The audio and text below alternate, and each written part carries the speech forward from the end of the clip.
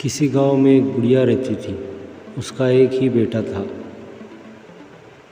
एक दिन उसका बेटा भेड़ बकरियां चराने जंगल में पहुंचा कि आसमान पर काली घटाएं उमड़ आई।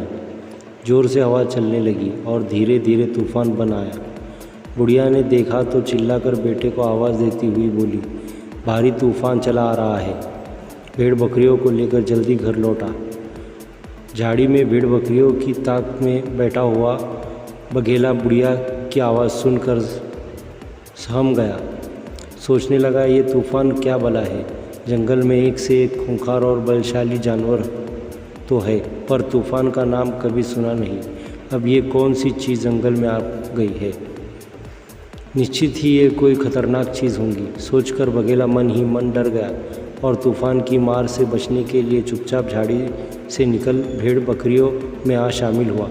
थोड़ी देर में लड़का भेड़ बकरियों को लेकर घर लौटा और उन्हें ओबरे में ले जाकर बंद कर दिया।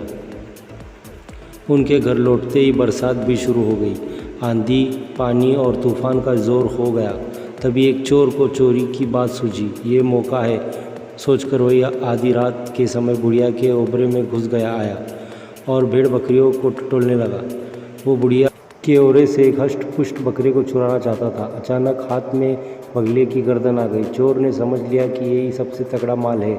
चुपके से उसकी गर्दन में रस्सी डाल दी और बाहर खींच लाया। बगले को लगा कि अब उसकी खैर नहीं। तूफान ने यहाँ भी पीछा नहीं छोड़ा। वो भय से कांपता हुआ चुपचाप उसके पीछे चलने लगा। रातों रात वो बगले को निकालकर दूर ले आया। सुबह के उजाले में जब चोर ने देखा कि बकरे की जगह वो बगले को बांध लाया है तो मारे डर के उसकी हालत बिगड़ गई। बगले को वहीं छोड़कर चोर सिर पर पाँव रखकर भागा और वहीं पास में एक पेड़ के खोखले में जा छुपा। उसके हाथ से छूटकर बघेला भी जंगल की ओर भागा और भागते ही चला गया। जंगल में उसे बेतहाशा भागते हुए देख भालू ने रोककर पूछा, बगले सरकार, आज की इतनी तेजी से कहाँ दाव लगाने निकले हो। भालू को देखकर बगले की जान में जान आई। हाँफते हुए बोला, क्या बताओ कलवा राजा, अब इस जंगल में हमारी दाल न गलेंगी। अब यहाँ एक भयंकर जंतु आ पहुँचा है। उसका नाम तूफान है। मुझे लगता है वो इस जंगल में किसी को रहने न देगा। उसके चंगुल से किसी तरह जान बचाकर निकल आया हूँ। देखो, मेरे गले में उसके हाथ की बंधी हुई रस्सी लटक रही है। वो इतना खतरनाक है कि गले से पकड़कर ही सबको काबू में करता है। बगले की बात सुनकर भालू अपने दोनों पंजे उठाकर खड़ा हो गया।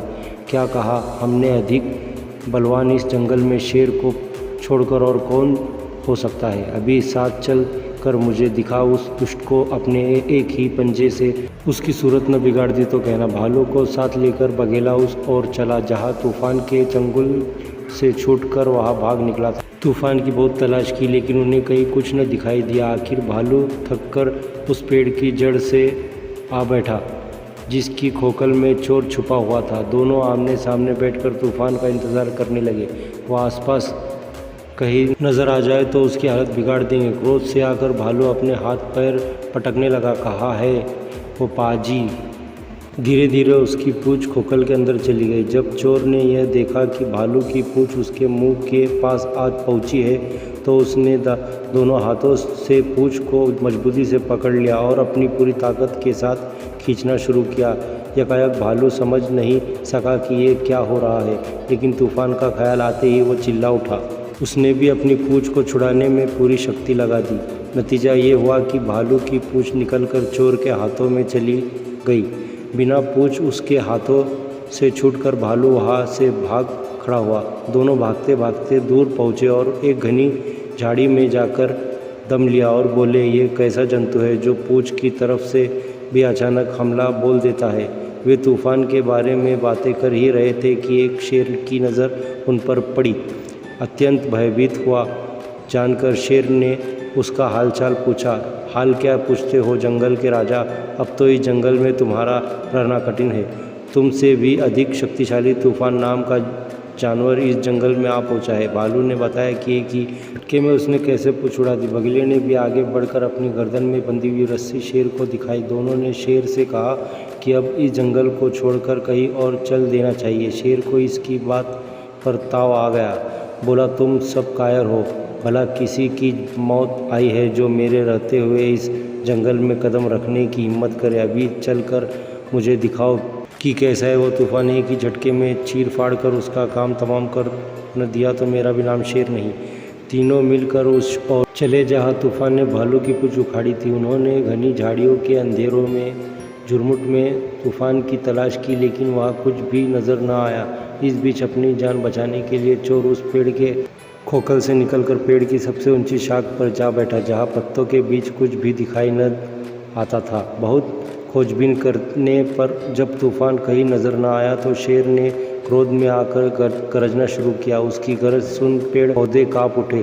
मारे डर के चोर का सारा शरीर काँप गया। उसके हाथों से टहनियाँ छूट गई और वह अपने पूरे भार के साथ शेर की पीठ पर आ गिरा।